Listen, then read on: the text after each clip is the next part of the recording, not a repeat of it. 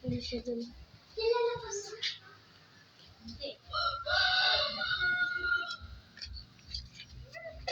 Ay, wala si Rian. Baka nandiyan lang sa loob. May pasok na ba sila bukas? Hindi ko makita nila. Mamaya. Ayun. May pasok na kami bukas. Ayusin mo na mga gamit mo. Sige ate. Pero tingnan yata ito. Dito naman ako sa kagayan ng kalusto. Yan. Tapos na itong lapis ko lang.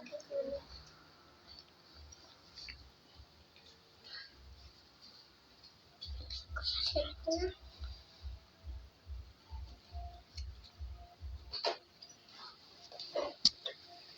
Kuya, tara na.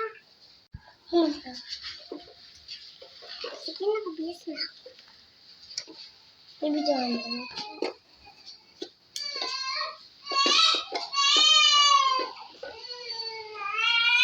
Stay dyan, oh. Stay dyan.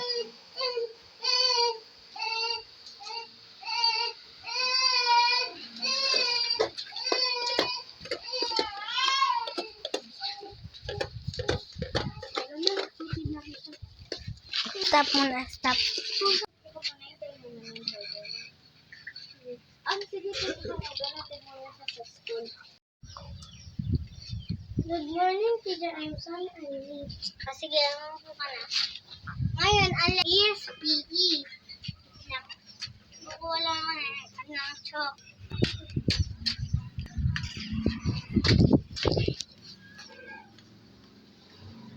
Dito yung mga chalk dito.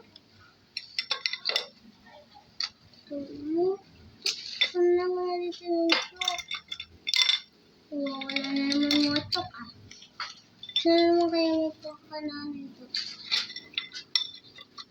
Sige na nga, ito na lang. Ay, brown yung upuan ko namin ang sabi nito. Bubaya mo na. Hindi dapat sabi nito. Ma'am, yung kaklase ko po namin ito. Huwag mo namin. Sulat mo na yan. Go.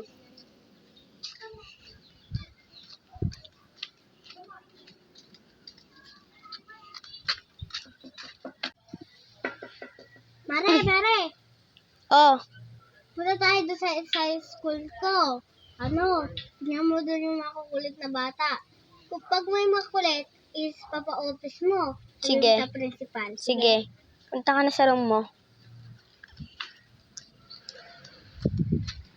Okay, class. Dadating ngayon si Rachel. Ay, siya yung bagong teacher ngayon. Pag may nakita siya makukulit na bata, is papa-office siya. Susubo na kay principal. Okay ba yun? Opo! Oh, huwag kang ganyan rin, ha? O kaya, ipapa-office kita kay Ma'am Rachel. Ako lang po. Sige. Papupuntahin ko din si Ma'am Rachel.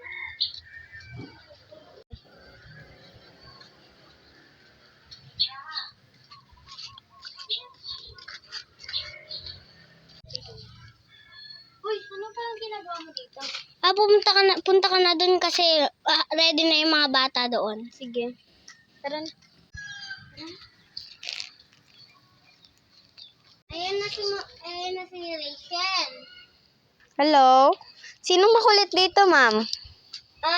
Hindi ko po sa kanila alam kung sino makulit. Pag may nagboto po, ibig sabihin po siya yung makulit.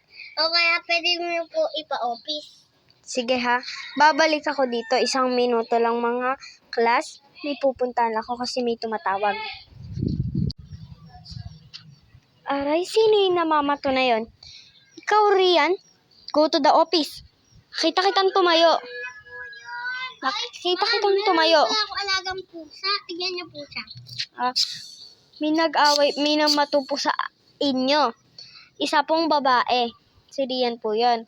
Pumunta po siya ngayon ng office at kakausapin ko po siya. Sige po, ma'am. Papuntahin niyo na lang po siya. Sige. Namato ka kasi. Ayan, magpupunta ka na ngayon sa office. Sagot ka na ngayon sa nanay mo. Oh, punta ka na doon kay Ma'am Rachel. Ano, sumunod ka na.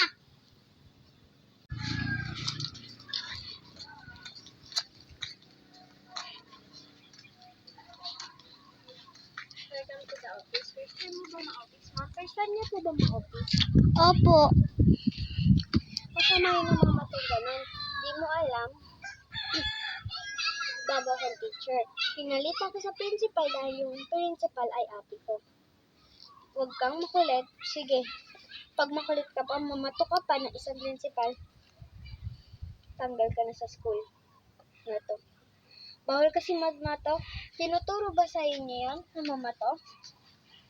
Ha? Sagot.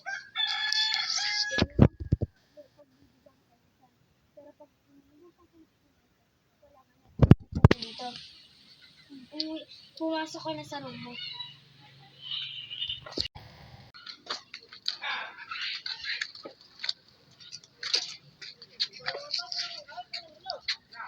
Ma'am, wala mo sa office.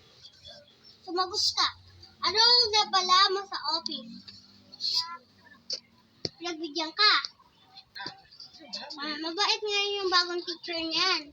Kasi yung ate niya is yung teacher na yon sa ate niya.